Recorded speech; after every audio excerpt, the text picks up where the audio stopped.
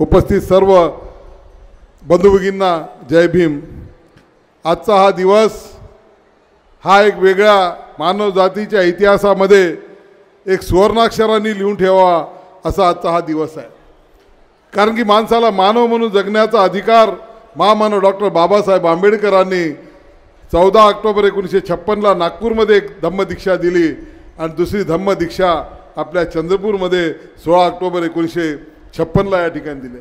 जगामध्ये केवळ 2च ठिकाणी दीक्षाभूमी आहे आणि त्यात आपण सर्वजण भाग्यवान आहोत की आपल्या या नगरीमध्ये एक दीक्षाभूमी या सुद्धा ठिकाणी आहे।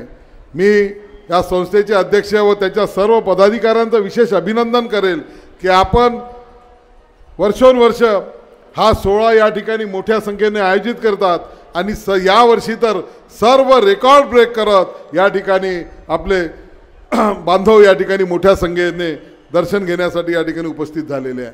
निश्चितपणे मी अधिक वेळ घेणार नाही कारण की आपणाला सुद्धा जायचं आहे। या ठिकाणी गेल्या 68 वर्षापासून ही धम्म दीक्षाभूमी आहे, परंतु या दीक्षाभूमीच्या विकासाकरता म्हणून शासन जे पाहिजे ते करत नव्हतं। जो निधी द्यायला अपेक्षित होता तो निधी मात्र या ठिकाणी दिला गेला नव्हता। मी तो सौभाग्यशाली माणूस आहे, यातला लोकप्रतिनिधी आहे ज्याला या ठिकाणी 100 कोटी रुपये आपल्याला या ठिकाणी दीक्षाभूमीच्या कामाकरता मंजूर करता आले आणि हे याकरताच मिळाले। मला या गोष्टीची पूर्ण कल्पना आहे की माझ्यासारखा एक टोपली विकणाऱ्या आईचा मुलगा या त्या ठिकाणी त्या सभागृहामध्ये जाऊ शकला ज्या ठिकाणी या देशातला श्रीमंत माणूस अंबानी जाऊ शकणार नाही, महामानव अमिताभ बच्चन ज्या ठिकाणी जाऊ शकत नाही, सचिन तेंडुलकर जाऊ शकत नाही, त्या ठिकाणी मात्र फुटपाथवर बसून जी टोपल्या विकते, जी निरक्षर आई होती, तिचा एक मुलगा तुम्ही त्या ठिकाणी कायदे बनवण्यासाठी पाठवला। हे केवळ आणि केवळ बाबासाहेबांनी लिहिलेल्या त्या संविधानामुळे शक्य आहे, हे सुद्धा आपण लक्षात घ्या। आणि हे जेव्हा होते तेव्हा माझ्यासारख्याचं काम हेच आहे की जे समाजामध्ये आवश्यक आहे, जे समाजाला अभिप्रेत आहे, समाजाला दिशा देणार आहे, समाजाला पुढे नेणार आहे, ते काम आपल्या हातून घडावं। हाच या ठिकाणी आजच्या या प्रसंगी मी सर्वांना आपणाला आशीर्वाद मागायसाठी आलो। मी या ठिकाणी जे संस्थेचे पदाधिकारी आहे, जेव्हा पहिल्यांदा विधानसभेमध्ये गेलो, पहिल्याच विधानसभेच्या भाषणामध्ये मी मागणी केली की चंद्रपूरला दीक्षाभूमी आहे। मला अनेक लोक बोलले दीक्षाभूमी तर नागपूरला आहे। म्हटलं दीक्षाभूमी नागपूरला आहे, ज्याचा विकास झाला ही सगळ्यांना माहिती आहे, परंतु दुसरी दीक्षाभूमी चंद्रपूरला आहे आणि त्या दीक्षाभूमीच्या करता म्हणून पहिल्या भाषणामध्ये माझ्या जीवनातली लोकप्रतिनिधी म्हणून पहिली कोणती मागणी केली असेल तर ती दीक्षाभूमीला 100 कोटी रुपये दिले पाहिजे ही मागणी होती। आम्ही पदाधिकाऱ्यांना घेऊन त्यावेळेच्या अर्थमंत्र्यांना भेटायला गेलो, परंतु पहिली भेट काय आमची उत्साहवर्धक राहिली नाही। गोटेकरजी आहे, बाकी या ठिकाणी आहे दहेगावकरजी आहे, बेले सर आमच्यासोबत होते।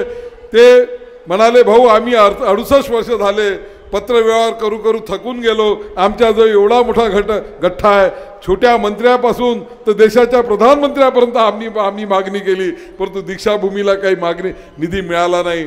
मी मग संकल्प केला, मी सुद्धा बाबासाहेबांच्या त्या विचाराचा पाईक आहे आणि जोपर्यंत या दीक्षाभूमी करता 100 कोटी मंजूर होणार नाही तोपर्यंत ही मागणी मी सोडणार नाही असा मी त्या ठिकाणी संकल्प केला आणि आपल्या सर्वांच्या आशीर्वादाने 100 कोटी रुपये मंजूर झालेले आहे। ही पहिली कदाचितली महाराष्ट्रातली संस्था असेल, हे ठिकाण असेल ज्या ठिकाणी 100 कोटी रुपये मंजूर झाले आहे। 56 कोटी 90 लाख रुपयाचा पहिल्या टप्प्याचे निधी आलेला आहे। तिथे 2 गोष्टी आता असतात। काही लोकांना बाबासाहेबांनी सांगितलं होतं शिका, संघटित व्हा व संघर्ष करा, परंतु काही लोकांना सांगितलं गेलं आहे की शिका व लाल पेन चालवून कोणतं काम कसं थांबवता येईल याचा थांबवण्याचा विचार करा। आणि जेव्हा त्या GR मध्ये स्पष्टपणे लिहिलेलं आहे, त्या GR मध्ये स्पष्टपणे असं लिहिलेलं आहे की 100% अनुदानावर हे पैसे या ठिकाणी दिलेलं आहे, हा विकासाचं काम होणार आहे। आणि तिथल्या एका सुपीक डोक्याच्या एका अधिकाऱ्यानं विचार काढला की 10% अनुदानाचे पैसे संस्थेनं भरावे, कारण की संस्था कोणते ते भरावे, जेव्हा की सरकारने निर्णय केलेला आहे पूर्ण 100% अनुदान। मी या संस्थेच्या पदाधिकाऱ्यांचं या ठिकाणी अभिनंदनही करेल की त्या दिवशी तुम्ही एक अट सांगितली होती ते त्याच्यासाठी सुद्धा तयार झाला। येणाऱ्या काळामध्ये निश्चितपणे चंद्रपूरच्या दीक्षाभूमीचा विकास करणं हेच तुमचं आमचं कर्तव्य आहे। आणि हे महाराष्ट्रातलं नव्हे तर भारतातलं एक तीर्थक्षेत्र, या ठिकाणी सर्व बौद्ध अनुयायी जो बाबासाहेबांना वंदन करत सामाजिक एकतेचा, समरसतेचा आणि विकासाचा जो एक मंत्र घेऊन, एक शक्ती घेऊन जाणारं हे शक्ती केंद्र होईल, याबद्दल माझ्या मनामध्ये शंका नाही। मी पुन्हा एकदा संस्थेच्या सर्व पदाधिकाऱ्यांचं या ठिकाणी धन्यवाद व्यक्त करतो, आलेल्या सर्व अनुयायांचं या ठिकाणी शुभकामना देतो आणि माझा सन्मान या ठिकाणी जेव्हाही मी येतो एक वेगळ्या प्रकारची ऊर्जा, वेगळ्या प्रकारची शक्ती या ठिकाणी मिळते।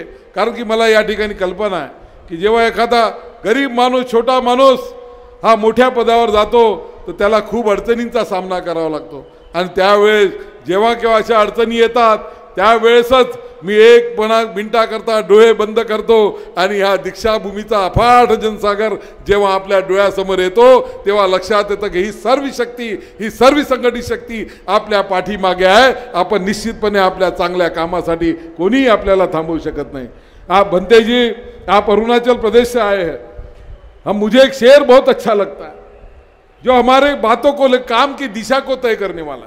पिछले समय में भी मैं इस जगह बोला था, इस भी जगह बोलूंगा, तेज हवाओं का जहां से आना जाना है, तेज हवाओं का जहां से आना जाना है, हमें दिया वही लगाना है, इबादत की जगह तू हमें ना बता, हमें जानते हमें शीश कहाँ झुकाना, हम जानते शीश कहाँ झुकाना। आम्हाला पूर्ण माहिती आहे समाजाच्या विकासाचं, शेवटच्या माणसाचं काम कोणत्या ठिकाणी करायचं, कारण की हा वाटपाचा अधिकार हा तुमच्यामुळे मिळाला, तुम्हाला मिळालेल्या बाबासाहेबांनी दिलेल्या त्या संविधानामुळे, त्या पवन पवित्र मतदानाच्या अधिकारामुळे आपल्याला अधिकार मिळाला आहे आणि हा अधिकार त्याच शेवटच्या माणसाकरता हा कामी आणण्याची बुद्धी द्यावे ही सुद्धा या ठिकाणी मी करतोय।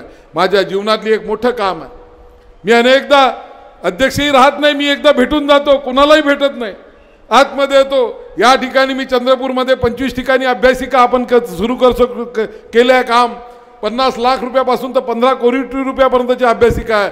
त्यातली एक अभ्यासिका या पवन पवित्र ठिकाणी सुद्धा आहे आणि त्या अभ्यासिकेचं वैशिष्ट्य असं आहे की 24/7 चालणारी अभ्यासिका या ठिकाणी आहे। 1 करोड रुपयाची अभ्यासिका आहे। जेव्हा या ठिकाणी विद्यार्थी बसतात त्यांच्या डोळ्यामध्ये स्वप्न आहे, त्यांच्या डोळ्यामध्ये स्वप्न आहे, आपल्याला काहीतरी शिकायचं आहे, आपल्या समाजासाठी, कुटुंबासाठी, देशासाठी काम करायचं आहे आणि त्या भावनेतूनच आपण ठिकठिकाणी अभ्यासिकांचं निर्माण केलं।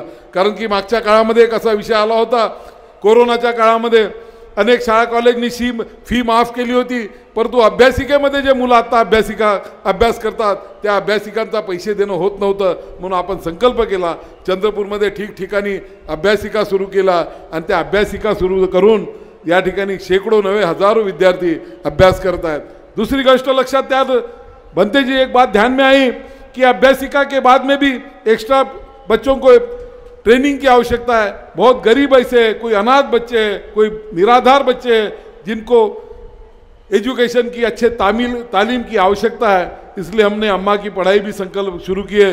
3000 बच्चों का हमने एग्ज़ाम ली, 3000 बच्चों में से 300 बच्चों को सिलेक्ट किया, जिसमें 23 बच्चे अनाथ हैं और वो आज बाबा साहब का जो सपना है वो पूरा करने, क्लर्क से कलेक्टर लेकर police say superintendent of police बनाने का वो के उपक्रम के माध्यम से हमने शुरू किया है। उसमें भी संस्था ने और आप सभी का आशीर्वाद रहा, ऐसा ही आशीर्वाद मुझे अच्छे कामों के लिए आप बनाए रखे, इतना ही कहूँगा।